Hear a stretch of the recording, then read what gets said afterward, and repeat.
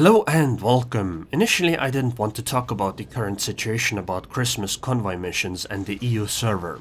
I didn't want to make a video about this because I didn't see mission things being that big of a problem, since they don't affect the core gameplay for me. That is, the actual battles themselves. Of course I'm still a player of the game, and along with the other contributors who expressed our dissatisfaction over this issue, but I still didn't feel strongly about it since they were just missions. However, now that I saw the prices of the camos on EU that were supposed to be in those missions, things have changed.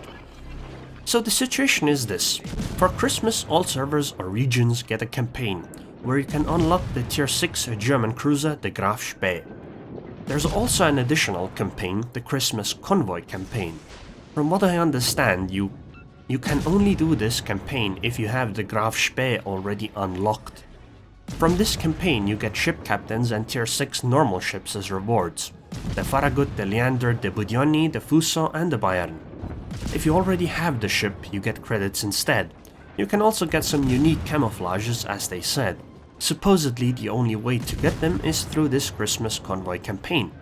On top of that, in the Christmas Convoy Campaign you can also get unique camouflages for the Graf Spee and the Tirpitz. The Tirpitz one gives something like plus 100% free XP over the standard Tirpitz camo.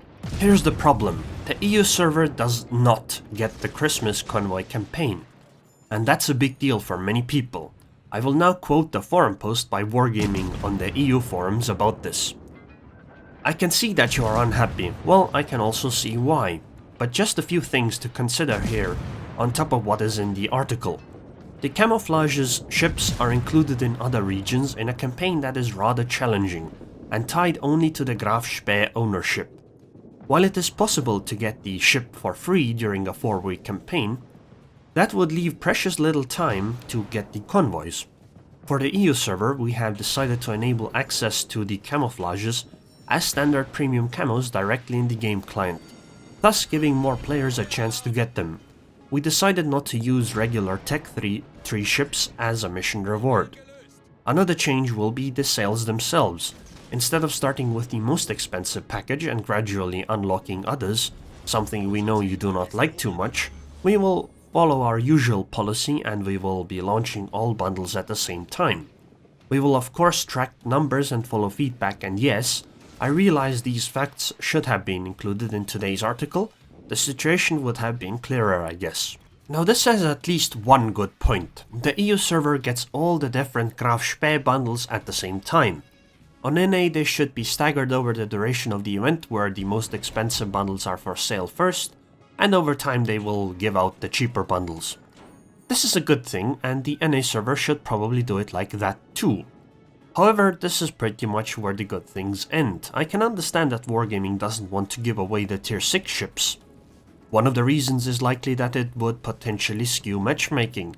We would get more people playing tier 6 ships and potentially getting into tier 8 games without having a clue about how that line of ships works. This is a bit of a mixed bag. In some sense it's good, in some sense it's bad. For those of us that already have these tier 6 ships, we would get the credits equivalent of these ships. This is definitely useful for all the players, but I imagine that Wargaming doesn't like it very much. When I was at Wargaming Fest in Moscow last week, I had a long chat with Evan. He told me that they currently have a problem that players are getting too many credits, because they did an economy change, then added campaigns, and on top of that they added loot crates. As a result, he mentioned that players have many more credits than they seem to have expected, and this could hurt Wargaming in the long run since it slightly harms their business model. But other regions did actually implement these missions, so it should not really be that big of an issue to give more credits to players through their ships on EU.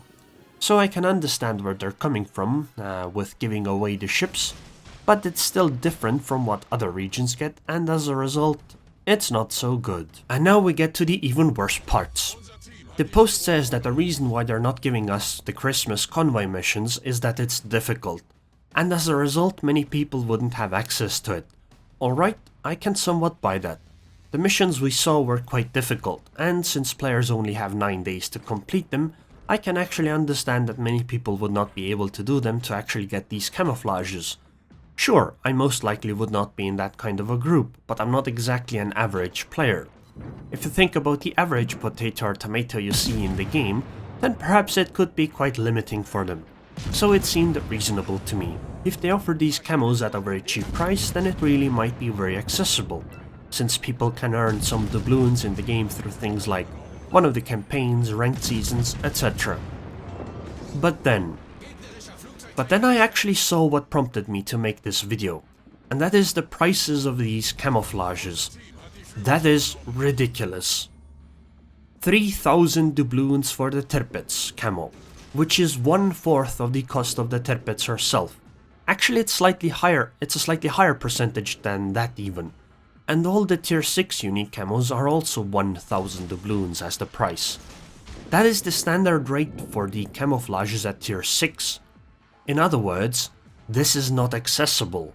There's no way I'm going to believe without any evidence or explanation that these camos are now more accessible to people in general on the server than if they had been mission rewards. No way. None whatsoever. These prices are outrageous for something that is called more accessible. This is not a boon over the other servers. The other servers can get these camos for free. Mr. Fingers, yes, him, added these numbers up and came up with 11,500 doubloons for just the camos and another 17 million credits from the ships. That's not more accessible. And the problem with the prices being outrageous is that even if they were changed right now, it wouldn't change much. The implication that the change was made would say that the more accessible thing was not true. That's a breach of trust. I'm upset about this because I defended their actions. I thought it was going to be reasonable and that we just didn't see the logic behind it yet.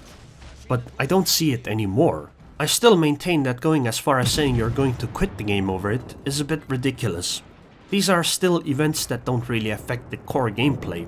They don't affect the parts that I enjoy, which is playing with the ships themselves.